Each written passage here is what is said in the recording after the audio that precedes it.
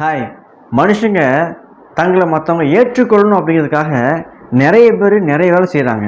Friends எல்லாம் ஏற்றுக்கொள்ளணும் அப்படின்னு சொல்லிட்டு அவங்களுக்காகவே வாழ்கிறது, அவங்களுக்காகவே பேசுறது, அவங்கக்கிட்ட ஃபோன் பண்ணி பேசுறது, இல்லை அவங்களுக்கு பிடிச்ச மாதிரி தங்களை மாற்றிக்கிறது, குடும்பங்கள் தன்னை ஏற்றுக்கொள்ளணும் அப்படிங்கிறதுக்காக குடும்பத்துக்காகவே உழைக்கிறது, இப்படி பல விதங்களில் மக்கள் தன்னை அங்கீகரிக்கணும், தன்னை ஏற்றுக்கொள்ளணும் அப்படின்னு எவ்வளவோ தங்களையே வெறுத்துட்டு கஷ்டப்படுறவங்க இருக்க தான் செய்கிறாங்க.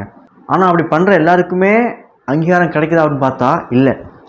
யூஸ் பண்ணுறவங்க நல்லா யூஸ் பண்ணிவிட்டு ஒரு கட்டத்தில் இவனால் யூஸே ஆகலை அப்படின்னா விட்டுட்டு போயிடுவாங்க. சில நேரங்களில் நம்ம எவ்வளோதான் உண்மையாக வாழ்ந்தாலும் நம்மளை ஏற்றுக்கொள்ள மாட்டாங்க. நம்மளோட ஒரு பெரிய ஆள் வந்தாங்கன்னா அவங்க பின்னாடி போயிடுவாங்க. இப்படி பல விதங்களில் மக்கள் ஏமாற்றப்படுறாங்க. ஏன்னா மனுஷன் விரும்புகிறது என்னென்னா தன்னை அங்கீகரிக்கணும், தன்னை அவன் அக்செப்ட் பண்ணிக்கணும், நான் அவங்க கூட க்ளோஸாக இருக்கணும், நான் அவங்கள்ட்ட நெருக்கமாக இருக்கணும் அப்படின்னு சொல்லிட்டு இந்த மாதிரி ஒவ்வொருத்தரும் ஏதோ ஒரு வகையில் அப்படி பண்ணிட்டு தான் இருக்கிறாங்க. அதே கான்செப்டில் பைபிள் ஒரு சமூகம் இருக்குது. என்னென்னா மனுஷன் தன்னை கடவுள் அங்கீகரிக்கணும் அப்படிங்கிறதுக்கு சில விஷயங்கள் செய்யலாம். அதை பற்றி அந்த வெளியில் பார்க்க போகிறோம். நம்ம கடவுளுடைய கிருபையை ஆதியாகமத்தில் ஆரம்பித்து படிப்படியாக ஒரு புத்தகம் பார்த்து வந்துட்டுருக்கோம். கடவுள் ரொம்ப கோபமானவர், அடிக்கிறவர் அப்படிலாம் சொல்கிற போது நான் சொல்கிறேன், கடவுள் கிருபை உள்ளவர். கிருபை அப்படின்னா தகுதியில்லாத நம்மளுக்கு கொடுக்கப்படுகின்ற அன்பு பரிசு. அந்த பரிசு, அந்த கிருபையை ஒவ்வொரு மனுஷனுக்கும் கொடுக்கறதுக்கு கடவுள் ஆயத்தமாக இருக்கார், ரெடியாக இருக்கார், இன்றைக்கே கொடுக்குறாரு. அதனால தான் அவர் கிருபையுள்ள கடவுள், அவர் மற்றவனை அடிக்கிற கடவுள் இல்லை, நேசிக்கிற கடவுள் அப்படின்னு ஒவ்வொரு புஸ்தகத்தில் பார்த்துட்டு இருந்தோம். இன்றைக்கி ஓசியா புஸ்தகத்தில் பார்க்க போகிறோம். பழைய ஏற்பாடில் ஒரு தீர்க்கதரிசன புஸ்தகம். இதில் ஒரு வசனம் இருக்குது. யோசியா 6ஆம் அதிகாரம் 6ஆம் வசனம், பலியை பார்க்கிலும் இரக்கத்தையும் தகன பலியை பார்க்கிலும் தேவனை அறிகின்ற அறிவையும் விரும்புகிறேன் அப்படின்னு கடவுளே சொல்கிறார். இதில் என்ன அர்த்தம்னா மனுஷன் கடவுள் தன்னை அங்கீகரிக்கணும், தன்னை ஏற்றுக்கணும் அப்படின்னு பலியிடுறான். பலி அப்படிங்கிற கான்செப்ட் பழைய ஏற்பாடில் கடவுள் கொடுத்தது தான். ஆனால் அதை கொடுத்ததுக்கான ஒரு காரணம் இருக்குது. என்னென்னா சில காரியங்களை போதிக்கணும் அப்படின்னு கடவுள் கொடுத்தாரு. மனுஷன்லாம் பாவத்தை விழுந்த உடனே அந்த பாவங்கிற சக்தி மனுஷனுக்கு உள்ளே போயிட்டு நல்ல காரியங்களை கூட தப்பான மோட்டிவில் செய்ய வைக்கக்கூடிய ஒரு நோய் மாதிரி இதயத்தில் பரவிட்டு. ஏன்னா அந்த பாவம் மனுஷன் நல்லது தான் செய்கிறான், ஆனால் தப்பான மோட்டிவில் பண்ணுறான்.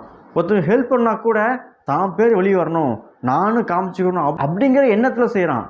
ஆக்ஷன் சரியாக இருந்தாலும் இன்டென்ஷன் தப்பாக இருக்குது.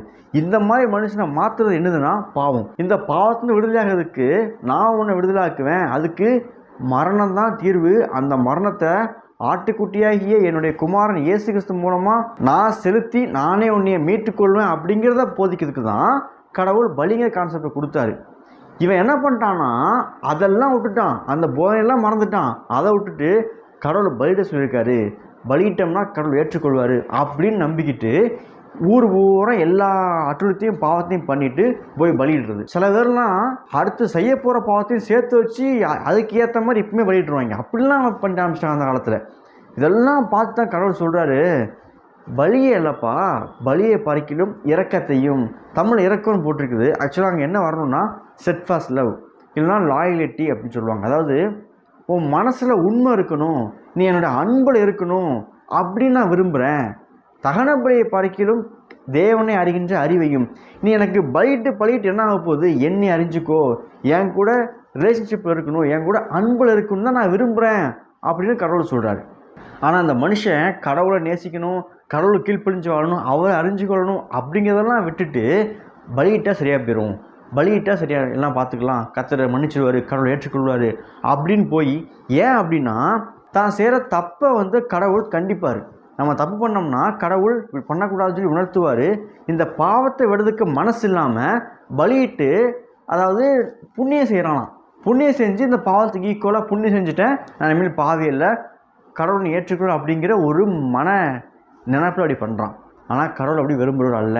கடவுள் நம்முடைய வெளிப்பிரகாரமான பிரயாசத்தை பார்த்து நம்ம நேசிக்கலை, நம்முடைய உள்ளான மனசை அந்த மனுஷனை விரும்புகிறாரு.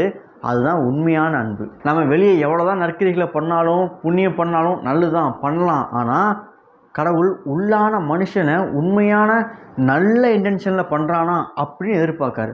நல்ல இன்டென்ஷன் இல்லாமல் தப்பான நோக்கத்தில் நல்ல காரியம் பண்ணால் கூட கடவுள் விரும்ப மாட்டார். இன்றைக்கி சில பேர் நல்ல காரியங்களை பண்ணுறாங்க, ஆனால் தப்பான இன்டென்ஷனில் பண்ணுறாங்க. அவங்கெல்லாம் கடவுள் ஏற்றுக்கொள்வாரான்னு கேட்டால் கஷ்டம்.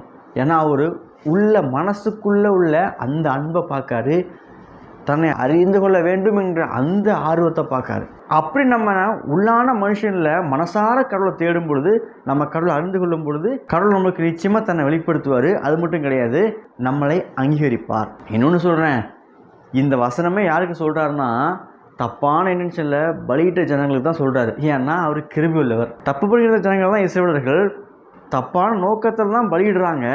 அவங்கக்கிட்ட வந்து சொல்கிறாரு, எனக்கு பலி வேண்டாம், உன் மனசு தான் வேணும் அப்படின்னு.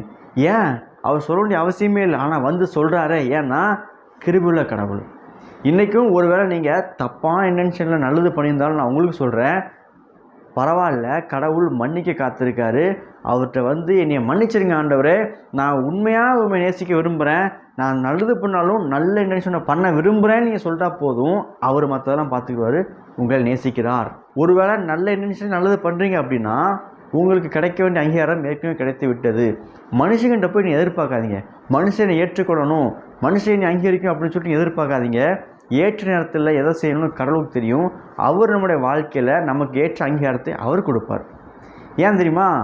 கடவுள் நம்மை உளமாற நேசிக்கிறார். இந்த வசனத்தை தான் ஓசியா 14ஆம் அதிகாரம் 4ஆம் வசனத்தை சொல்கிறாரு, நான் அவர்கள் சீர்கேட்டை குணமாக்குவேன், அவர்களை மனப்பூர்வமாய் சிநேகிப்பேன் அப்படிங்காரு. தப்பு பண்ணுற ஜனங்களை பார்த்து சொல்கிறாரு, நான் சரி பண்ணுவேன், நான் அவர்களை மனப்பூர்வமாக சிநேகிக்கிறேன். கடவுள் சிநேகிக்கிறேன்னு சொன்னாலே போதும். ஆனால் அவர் என்ன சொல்கிறார் பாரு, மனப்பூர்வமாக நான் சிநேகிக்கிறேன் அப்படிங்காரு. இன்றைக்கி கடவுள் உங்களையும் என்னையும் பார்த்து சொல்கிறாரு, நான் உங்களை மனப்பூர்வமாய் சிநேகிக்கிறேன். இதுக்கு மேலே நமக்கு என்ன அங்கீகாரம் வேணும்? எந்த மனுஷன் நம்மளை அங்கீகரிச்சா என்ன, ஏற்றுக்கொள்ளலாம் என்ன, எந்த மனுஷன் நமக்கு விரோதமாக பேசுனா என்ன, பேசட்டா என்ன? இந்த வானத்தை பூமிப்படுத்த கடவுள் நம்மக்கிட்ட சொல்கிறாரு, நான் உன்னைய மனப்பூர்வமாக சிநேகிக்கிறேன். இப்படி சிநேகிக்கிற கடவுள் தீமை செய்வாரா? நம்மளை அங்கீகரிக்காம விட்டுருவாரா? நம்ம செய்கிற உண்மையான ஊழியத்துக்கும் நல்ல எண்ணத்தோடு செய்கிற அந்த நல்ல காரியத்தையும் அங்கீகரிக்காமல் மறந்துடுவாரா? நிச்சயமாக செய்ய மாட்டார். இப்போ நீங்கள் செய்கிறத தொடர்ந்து செய்யுங்க. நீங்கள் உண்மையாக இருங்க. நீங்கள் கடவுளுக்கு உண்மையாக மனுஷனுக்கு நல்லது செய்யுங்க. நீங்கள் எப்பவும் போல் நல்லது பண்ணிட்டே இருங்க. ஏற்ற நேரத்தில் உங்களை உள்ளத்தை அறிந்த கடவுள் உங்களுக்கு ஏற்ற உயர்வை, அங்கீகாரத்தை அவர் கொடுப்பார். எந்த மனுஷன்ட்டும் எதிர்பார்க்காம கடவுள்கிட்ட எதிர்பாருங்க. எல்லாவற்றையும் அறிந்தவர், எல்லாருடைய உள்ளத்தையும் அறிந்தவர், உலகத்தை ஆள்பவர் உங்களுக்கு தேவையான உயர்வை உங்களுக்கு தருவார். ஏன்னா கிருபையுள்ள கடவுள் உங்களை மனப்பூர்வமாய் சிநேகிக்கிறார். பாய்.